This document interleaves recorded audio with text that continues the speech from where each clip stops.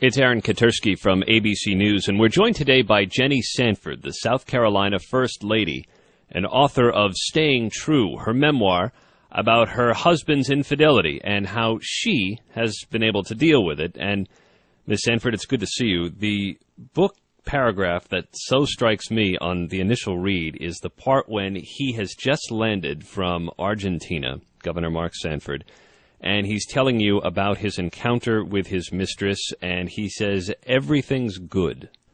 It was surreal. I thought to myself, what's good about this? And I wasn't angry. I was still in shock. I mean, I hadn't talked to him in 2 weeks, so I hadn't heard his voice. And I was hopeful for a little more than that. Was he delusional?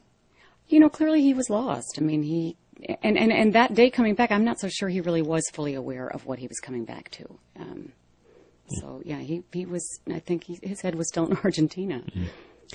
The book, to me, seems so far, anyway, to read. You don't come across angry, although certainly there's some anger there, but there seems to be a bit of empathy almost. You know, I'm not angry. That doesn't mean I haven't had anger, but more hurt. You know, we had a great partnership, I think, in many respects.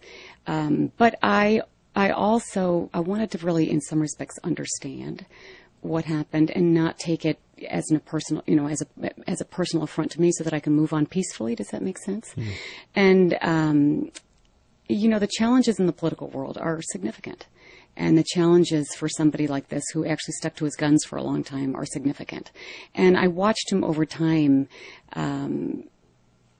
focus very hard on the things that mattered to him, which were his political views and his conservative political philosophy. And he stayed true to those. And sometimes that's hard. You know, too often in our political world, we see people go along to get along.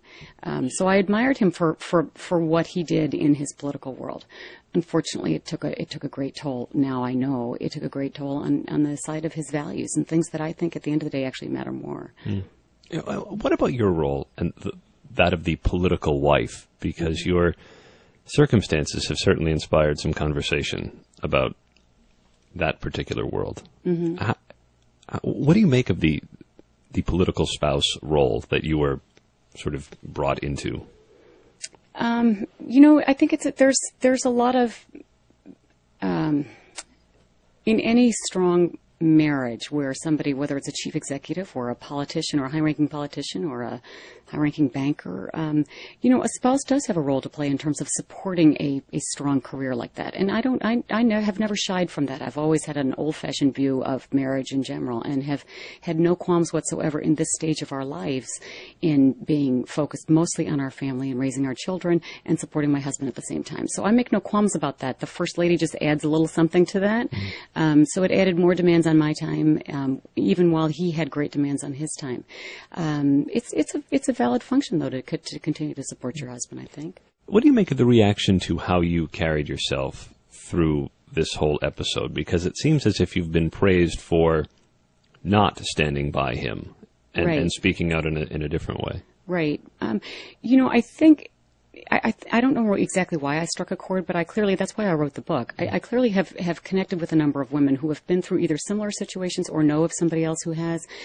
And, you know, this book is not meant to be proscriptive, to say you must stand by somebody or you must not, or here's when you should divorce or here's when you shouldn't.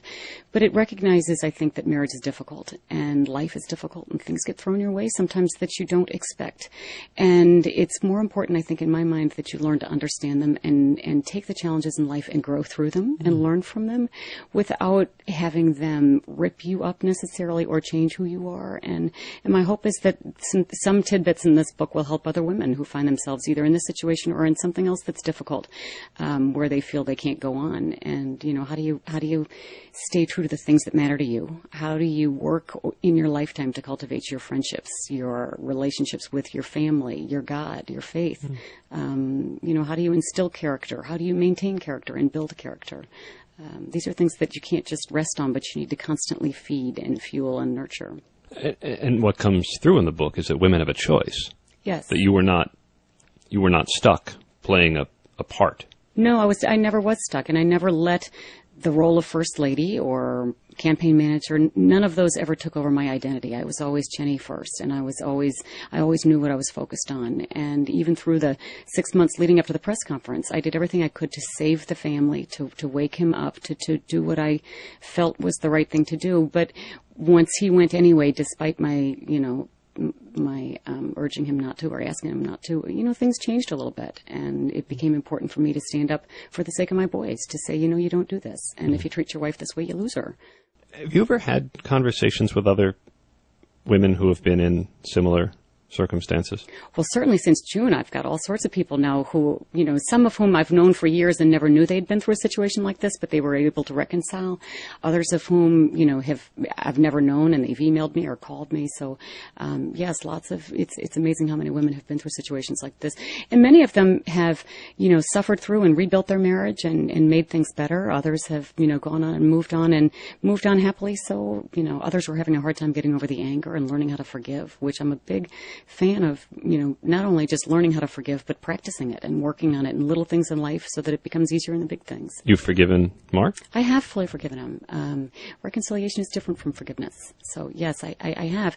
And again, back to what we talked about earlier, I could see a little bit how the political world took such a toll on him. And so maybe there's a sense of understanding on my part that somehow he became empty in other ways.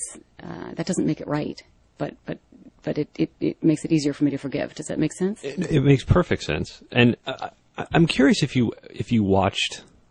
Did you ever see Zelda Spitzer standing by Elliot or Elizabeth Edwards by John or Hillary Clinton by President Clinton? I've seen various. Yeah. Did any of that ever say, "Wow, I'm in that," or did your situation feel different? It's funny, having been in the political world for so long, not being the politician, but being still in the world, you do have to pay attention to the image out there, but you do have to always remember who you are. And you can't do something just for an image. You have to do something that's right by you if you want to go to bed at night and live with yourself. And so, I don't know, it was just the right thing for me, which doesn't mean it's right for everybody else, but the right thing for me when he came back from Argentina was to not stand by him. And then the right thing was to put out a statement that explained, and the statement I put out was not a soundbite, but it was an honest statement of what I expect marriage to be and, what I needed if we were to reconcile and what was important to me, our children, my faith. Jenny Sanford, thanks so much. The author of Staying True, the South Carolina First Lady's memoir about divorce and reconciliation and now forgiveness of her husband, the governor of South Carolina, Mark Sanford. I'm Aaron Katersky, ABCNewsRadio.com.